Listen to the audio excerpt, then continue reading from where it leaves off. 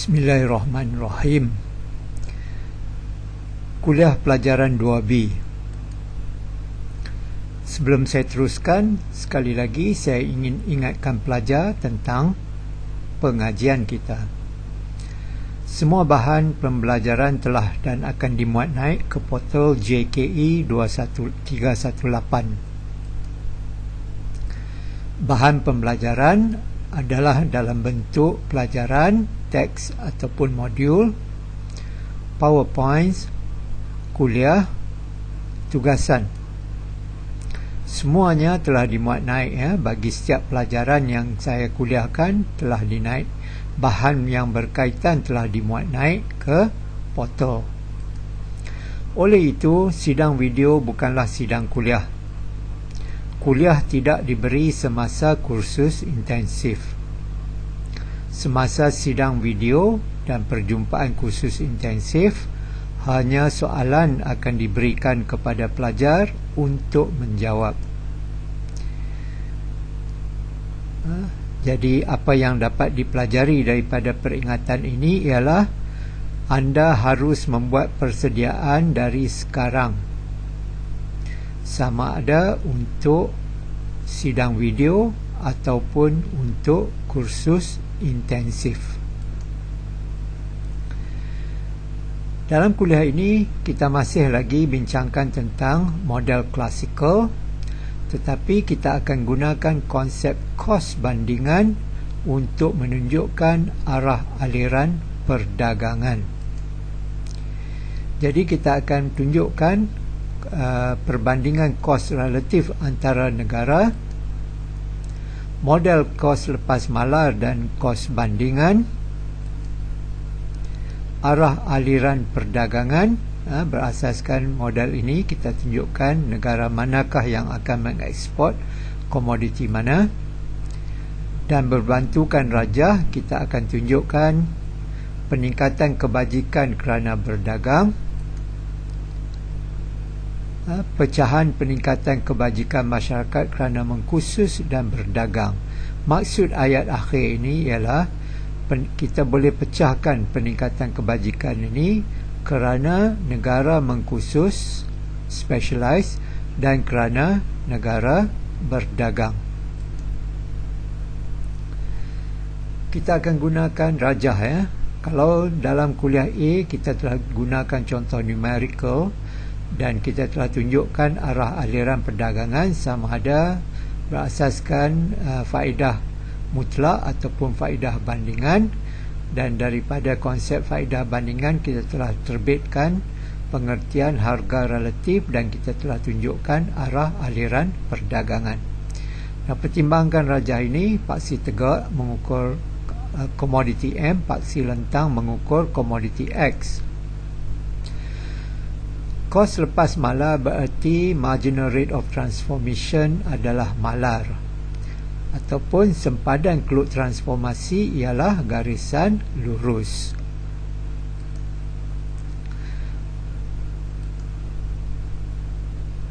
Ini ialah keluk transformasi jenis kos lepas malar. Right? Yang mana keluk transformasinya ialah garisan lurus. Cerun garisan ini ialah harga relatif X. Paksi M, paksi X, maka sudut ini mengukur harga relatif X di negara A. Ini ialah keluk transformasi negara A. Jadi tanpa perdagangan, pengeluaran berlaku di titik A, semestinya penggunaan juga berlaku di titik A. Ini maksud dia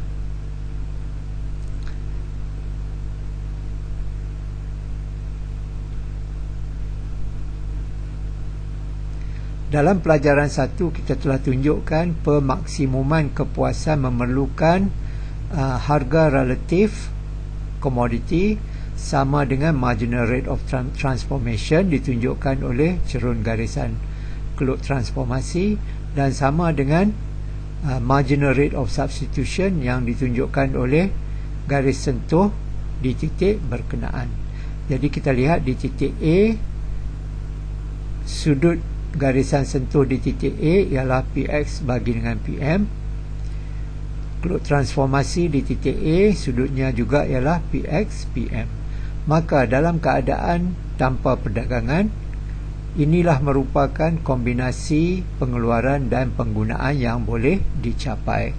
Penggunaan di kawasan ini tak mungkin ya, sebab tanpa perdagangan kita tak boleh guna kuantiti yang kita tidak dapat keluarkan. Manakala penggunaan dalam kawasan ini adalah mungkin kita boleh terbitkan output di sini, tetapi ini bukan merupakan kombinasi output yang optimum.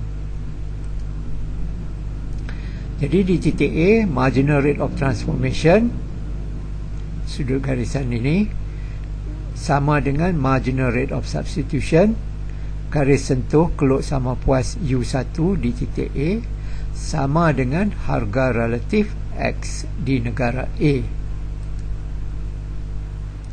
Kalau sudut ini mengukur harga relatif X, maka sudut ini mengukur harga relatif M. Kita andaikan A sebuah negara kecil, yang bererti harga relatif X di pasaran dunia ialah PX. Bukan berartinya A negara kecil bermaksud ia ialah penerima harga. Jika ia ingin berdagang, ia terima harga yang terbit di pasaran antarabangsa. Katakanlah ini harga relatif X di pasaran dunia. Kenapa saya letak di sini ya? Saya boleh letak di sini. Saya boleh letak di sini ya. Itu bukan satu perkara yang harus menimbulkan masalah. Apa yang kita ingin katakan bahawa harga relatif X di pasaran dunia lebih tinggi daripada harga relatif X di dalam negeri. Dengan kata lain, sudut garisan ini PX PM W lebih besar daripada PX PM negara A. Dan kita telah tunjukkan di dalam contoh yang lepas ya, apakah implikasi apabila harga relatif sesebuah negara berbeza dengan harga relatif di pasaran dunia. Contohnya dalam ini saya gunakan angka harga relatif X di dalam negeri ialah 4, harga relatif X di pasaran dunia ialah M. Ini berarti A mempunyai kebaikan bandingan dalam pengeluaran X. Ini kita telah tunjukkan dalam kuliah A. A mempunyai kebaikan bandingan dalam pengeluaran X. Berbanding dengan pengeluaran X di pasaran dunia, negara A cekap di dalam pengeluaran X. Jadi A akan mengubah pola-pola pengeluarannya ke arah meningkatkan pengeluaran X dan mengurangkan pengeluaran M. A akan mengkhusus sepenuhnya, dihitamkan, dibolkan dan di underlinekan untuk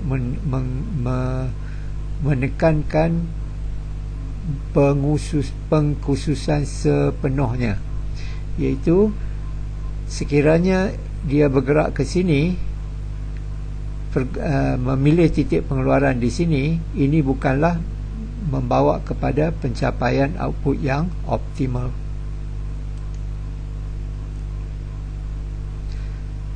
Dengan lain perkataan, titik pengeluaran akan bergerak dari A hingga ke Z. Keseluruhan faktor pengeluaran di dalam negara akan digunakan untuk menghasilkan X sahaja. Kenapa saya gerakkan di sini? Kerana di titik ini, jika ia berdagang, ia mestilah berdagang pada harga relatif di pasaran dunia. Penggunaan berlaku di titik B. Di B, marginal rate of substitution equals to PX PM W. Sekiranya ia mengubah titik pengeluarannya ke sini, ia tidak boleh memilih titik pengeluaran A. Bukan tidak boleh memilih ya. Kalau dipilih titik A, ini merupakan pilihan yang tidak optimal. Jadi ia akan pilih satu titik yang mana marginal rate of substitution sama dengan harga relatif di pasaran dunia. Apabila pengeluar mengeluarkan output di titik Z dan berdagang dengan negara asing, pengeluar menghadapi harga relatif PX/PM. Oleh demikian, pengguna juga harus menghadapi harga yang sama. Jadi berasaskan peta keluk sama puas, saya telah pilih titik pengeluaran, titik penggunaan berlaku di B. Lihat, pengeluaran di sini, penggunaan di sini selepas berdagang. Pengeluaran di A, penggunaan di A sebelum berdagang. Dan daripada pelajaran 1 kita tahu bahawa keluk sama puas U3 memberi kepuasan yang lebih tinggi daripada keluk sama puas U1. Dan berkemungkinan tidak ia memilih titik B. Jawapannya boleh ya. Ia mengeluarkan sebanyak ini X, tetapi ia mengguna X di dalam negeri sebanyak ini sahaja, OF. Jadi yang bakinya FZ mestilah dijual kepada negara asing. Jika dijual kepada negara asing, ia mestilah dijual pada harga relatif di pasaran dunia. Dan jika dia berdagang dengan negara asing pada harga relatif di pasaran dunia, jika negara ini mengekspor FZ komoditi X, ia boleh mengimport FB komoditi diimport. Jadi ia mengekspor FZ, dia mengimport OH ataupun BF. Dan titik B merupakan titik optimal kerana marginal rate of substitution sama dalam penggunaan ya, sama dengan harga relatif X di pasaran dunia. Di titik Z, marginal rate of transformation juga sama dengan harga relatif di pasaran dunia. Ingat ya.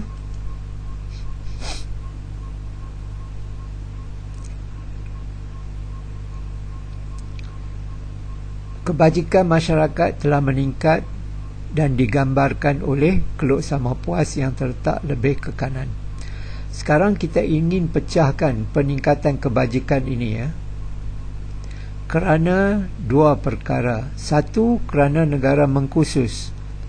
Ia menambahkan pengeluaran output komoditi yang ia mempunyai kebaikan bandingan. Baik. Jadi peningkatan ini kerana ia mengkhusus, dan peningkatan ini juga sebahagian daripadanya ialah kerana ia berdagang. Jadi faedah yang dicapai, ada faedah yang diukur oleh peningkatan kebajikan ini dicapai kerana negara mengkhusus dan kerana negara berdagang.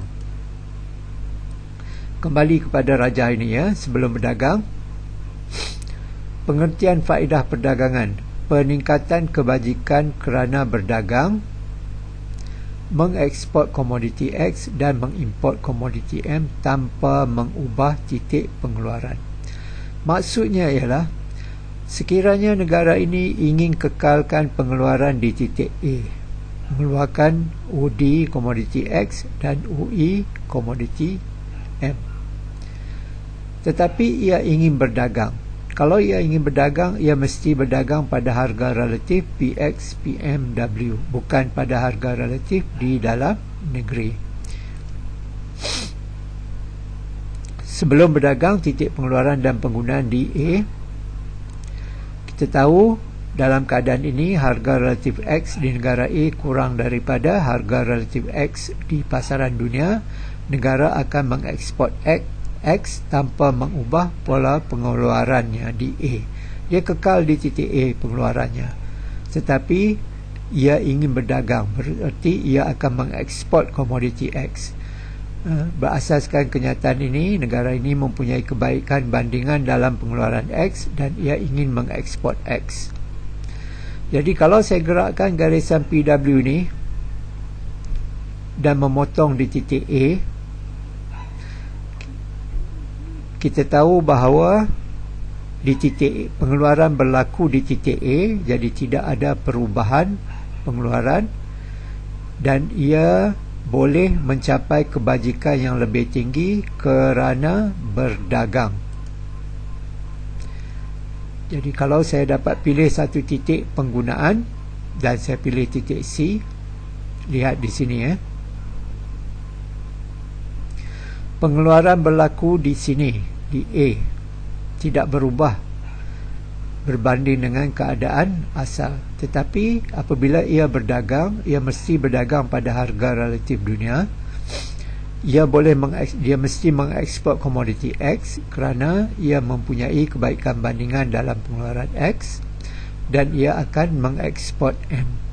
Jadi dengan mengekalkan pengeluaran di titik A, berdagang pada harga relatif PX PMW, negara ini boleh mencapai titik penggunaan di titik C yang memberi kepuasan yang lebih tinggi berbanding dengan titik penggunaan di titik A, berbanding dengan penggunaan di titik A. Jadi negara mengeluarkan komoditi X sebanyak OD, ia mengguna OK di dalam negeri dan mengeksport KD, komoditi X. Tetapi penggunaan komoditi M lebih tinggi daripada pengeluaran di dalam negeri. Lebihan ini ialah sebanyak CG. Tetapi CG ini diimport dari negara asing. Ia mengeksport GA, mengimport CG, dan kadar tukaran ini, kadar tukaran ekspor sebanyak ini dengan import sebanyak ini, samalah dengan kadar pertukaran yang sedang berlaku di negara asing.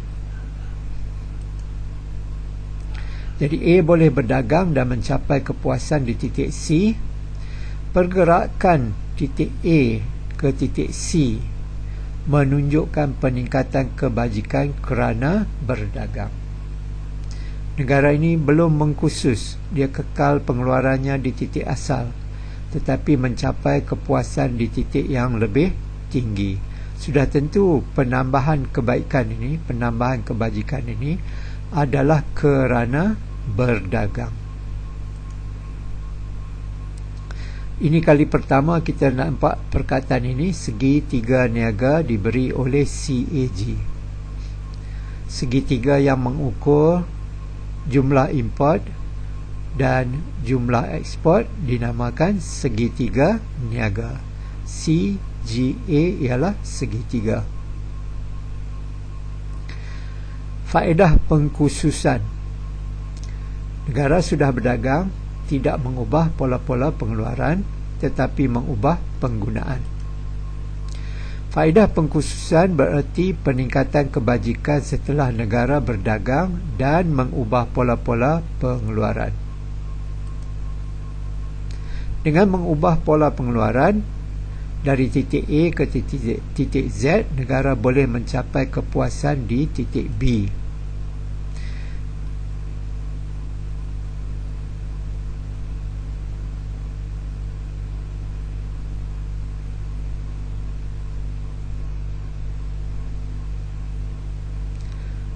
Tanpa mengubah pola pengeluaran di titik A, consumption di titik C, negara akan menikmati tambahan faedah sekira ia mengkhusus, sekiranya ia specialize, dan ia mengkhusus dengan menambahkan pengeluaran komoditi X sehingga ke titik penjuru ini, titik Z.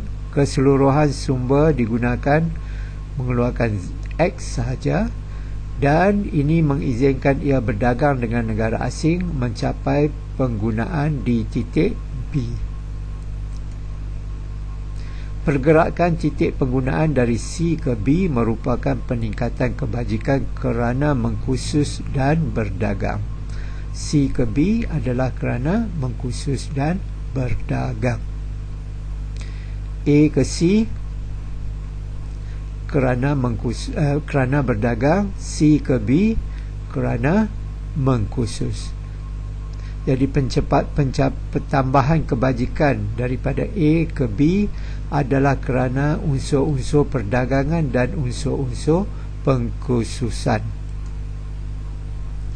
Segitiga niaga, kalau tadi tanpa pengkhususan segitiga niaga CGA, sekarang segitiga niaga ialah B, F, G, Z.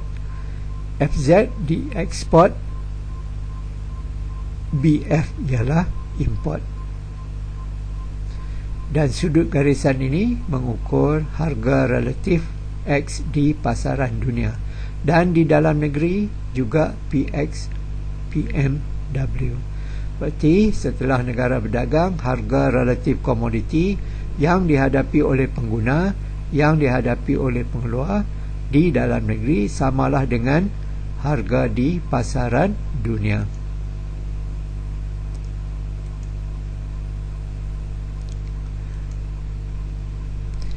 Kita lihat ya.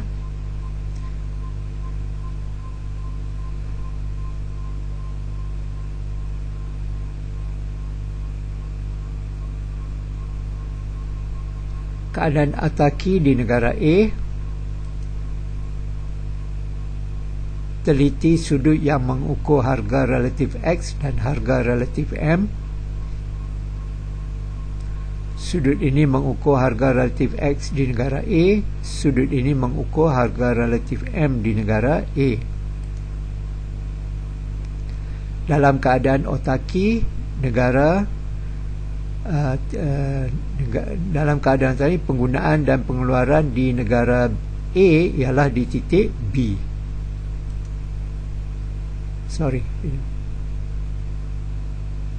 Kita lihat ini dahulu ya.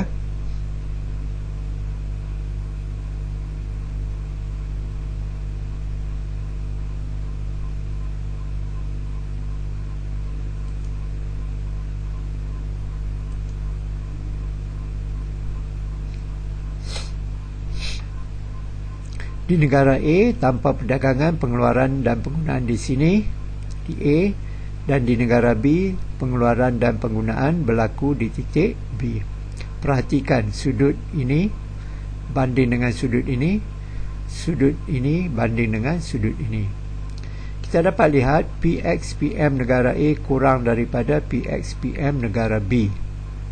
Daripada pelajaran 2A, kita tahu bahawa ini menunjukkan A mempunyai kebaikan bandingan dalam pengeluaran X dan B mempunyai kebaikan bandingan dalam pengeluaran M. Titik pengeluaran negara A akan bergerak ke arah titik A dash dan titik pengeluaran B akan bergerak ke arah titik B. Dan titik pengeluaran negara B akan bergerak ke arah titik B. A mengkhusus dalam pengeluaran X, B mengkhusus dalam pengeluaran M.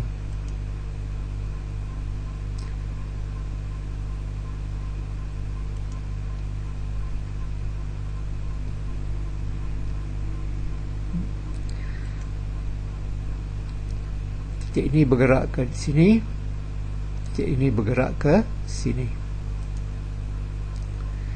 Kita terbalikkan rajah A dengan rajah negara B agar penjuru B terletak di penjuru A dash.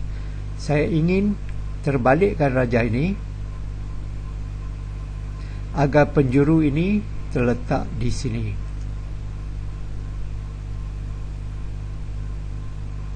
Okey. Penjuru ini terletak di sini. Saya telah kembali di sini. Negara B mempunyai kebaikan bandingan dalam M. Mengapa saya kata demikian? Kerana PMPX negara B lebih kecil daripada PMPX negara A. Jadi kita perlu betulkan di sini ya, dalam keadaan otaki, penggunaan dan pengeluaran di negara B ialah di titik B. Ini merujuk kepada rajah ini ya. Titik hitam tadi, hitam ini Saya pindah ke sini, saya flip this thing over. Paksi X terletak di sini, paksi M ini terletak di sini. Ini titik penggunaan sebelum berdagang. Perhatikan PX/PM negara A kecil daripada PX/PM negara B. Perhatikan sudut ini kecil daripada sudut ini. Ini berarti A mempunyai kebaikan bandingan dalam X.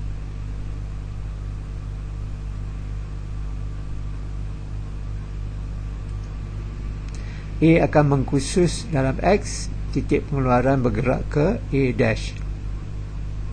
B akan mengkhusus dalam M, titik pengeluaran B bergerak ke B.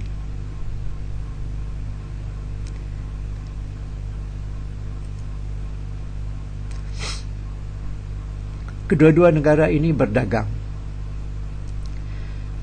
Jika syarat niaga yang muncul sama dengan harga relatif X di negara B,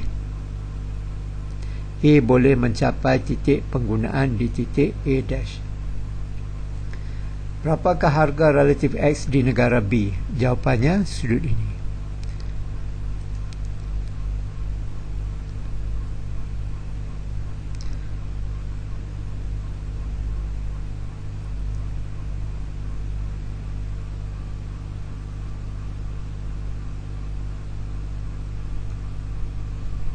Sekali lagi, jika syarat niaga yang muncul di pasaran dunia sama dengan harga relatif X di negara B, sebelum ini kita telah nyatakan bahawa harga relatif X di pasaran dunia diberikan sebab negara ini negara kecil. Dalam rajah ini kita ingin tunjukkan bahawa syarat niaga boleh ditentukan oleh kedua-dua negara. Tetapi di dalam slide ini kita ingin tunjukkan bahawa katakanlah harga relatif X di pasaran dunia sama dengan harga relatif X negara B.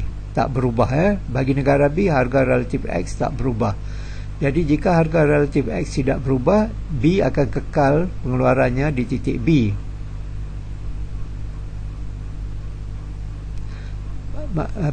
B akan mengekalkan penggunaannya di titik B. Jadi ini merupakan harga relatif X yang dihadapi oleh negara A.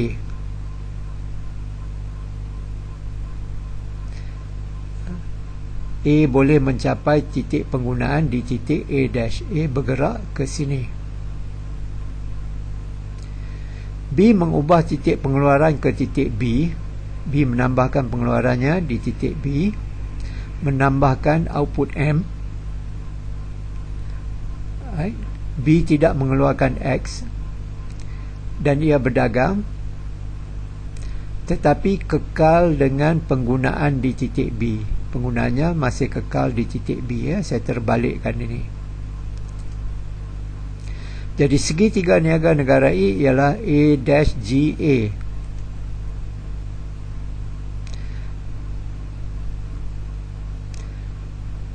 Titik pengeluaran negara A di sini, titik penggunaan A di sini. Ini berarti A mengimport sebanyak ini M dan mengeksport sebanyak ini komoditi X. Kita lihat dari perspektif B pula. B telah menambahkan output X, output M sehingga ke sini. Output X sifar. Penggunaan di titik ini iaitu ia mengguna sebanyak ini komoditi X, sebanyak ini komoditi M. Tetapi jumlah M yang dihasilkan sebanyak ini ataupun GB dijual kepada negara A sebagai import negara A, dan ia mengimport sebanyak ini ataupun GA- daripada negara A. Ia mengimport komoditi X daripada negara A sebanyak ini. Jadi keadaan ini menunjukkan keadaan imbang, ya. Jadi keseluruhan faedah perdagangan dinikmati oleh A sahaja. Dalam keadaan ini, kita telah tunjukkan bahawa jika A berdagang dengan negara B dan setelah berdagang harga relatif yang tercapai sama dengan harga relatif negara dagang, negara rakan dagang, maka keseluruhan kebajikan dinikmati oleh negara A sahaja. Negara B tidak indifferent, ya, sebab ia masih lagi mencapai kepuasannya di titik yang sama. Jadi yang menikmati faedahnya ialah negara A kerana ia dapat memilih keluk sama puas yang lebih ke kanan. Syarat niaga negara A,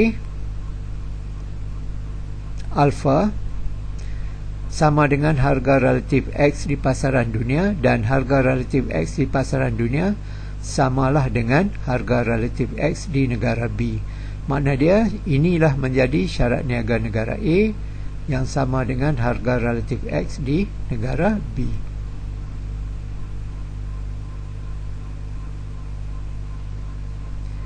Syarat niaga negara A, pengeluaran di sini, penggunaan di sini, import sebanyak ini, ekspor sebanyak ini.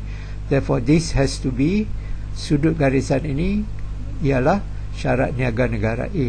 Jadi syarat niaga negara A diberi oleh sudut alfa ini sama dengan harga relatif X di pasaran dunia dan sama dengan harga relatif X di negara B. Tidak ada perubahan harga relatif di X di negara B, ya. Yang berubah hanyalah titik pengeluaran. Penggunaan masih di titik yang sama.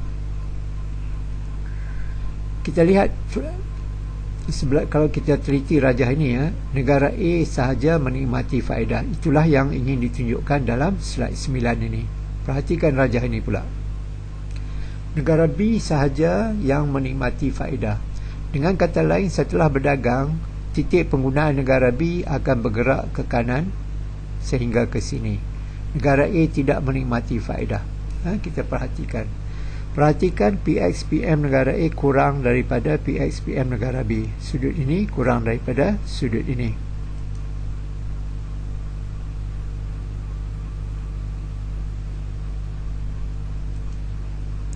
A akan mengkhusus dalam X.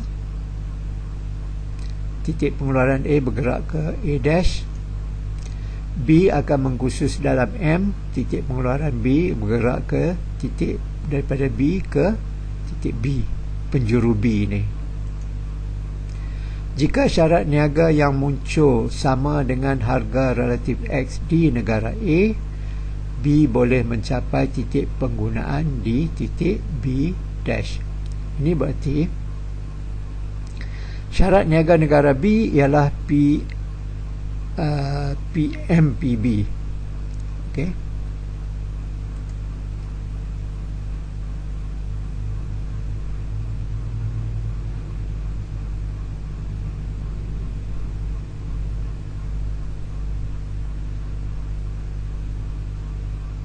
Kita lihat sekali lagi.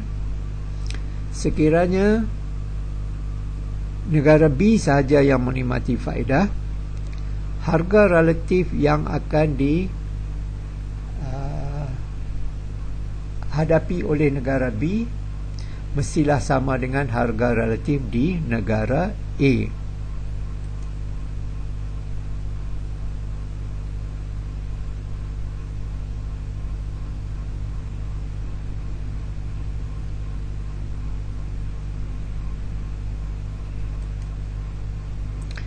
A mengubah titik pengeluaran ke A dash tetapi kekal dengan penggunaan di titik A.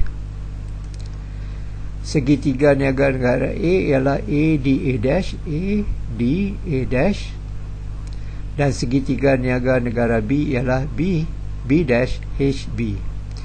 B dash H B. Segitiga ini dengan segitiga ini ialah sama.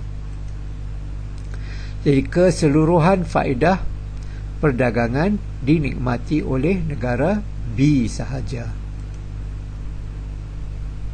Lihat syarat niaga negara B.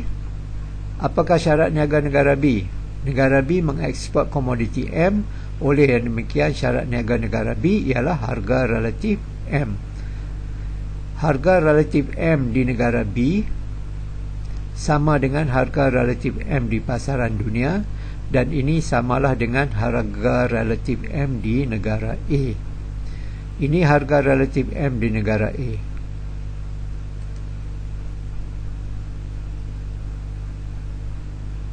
Ini ialah harga relatif M di negara B, sudut ini. Ini sudut harga relatif M di negara B sama dengan harga relatif M di negara A.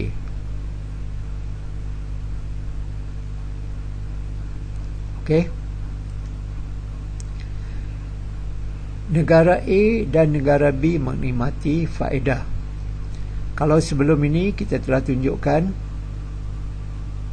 dalam slide 9, A sahaja yang menikmati faedah, B sahaja menikmati faedah.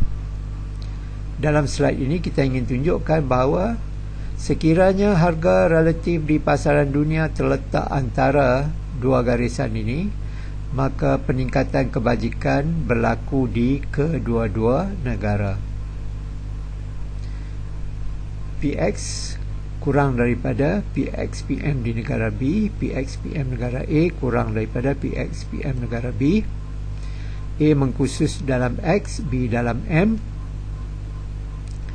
Jika syarat niaga yang muncul terletak antara PXPMA dengan PXPMB, A boleh mencapai titik penggunaan di titik A- dan B di titik B-. Dalam pelajaran A, di akhir pelajaran A, kita telah tunjukkan bahawa setelah negara A dan negara B berdagang, harga relatif yang muncul di pasaran dunia terletak di antara harga relatif di negara A dan di negara B.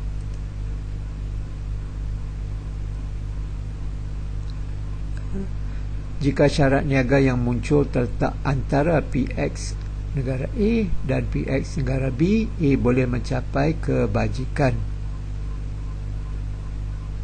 Okey.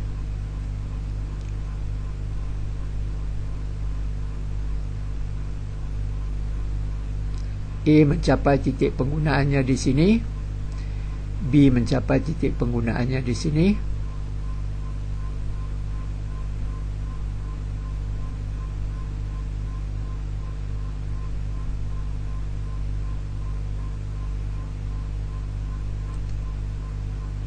Kedua-dua negara menikmati keuntungan daripada perdagangan kerana kedua-dua negara mencapai kepuasan yang lebih tinggi daripada keadaan otaki.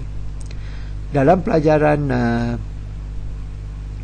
dalam kuliah ini, di slide-slide yang awal kita telah tunjukkan peningkatan kebajikan negara A dengan mengandaikan A menerima harga di pasaran dunia. Dalam dua slide sebelum ini kita telah tunjukkan hanya A sahaja menerima kebaikan. Dalam slide ini kita telah tunjukkan bahawa jika harga relatif di pasaran dunia terletak antara harga relatif di negara A dengan harga relatif di negara B, maka kedua-dua negara akan menikmati keuntungan daripada perdagangan. Lihat segitiga negara A, A-, G, A-, dan segitiga negara B ialah B-, F, B.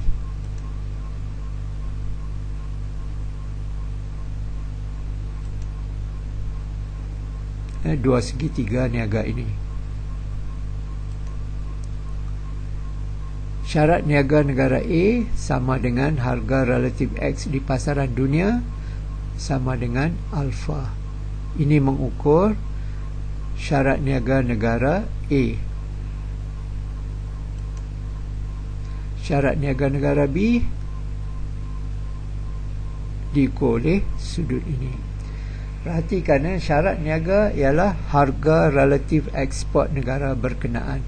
Syarat niaga negara A, PX. PX relatif kepada PM di pasaran dunia. PM, PX di pasaran dunia. So, ini syarat niaga negara A, ini merupakan syarat niaga negara B. Kita bersambung di kuliah 2C.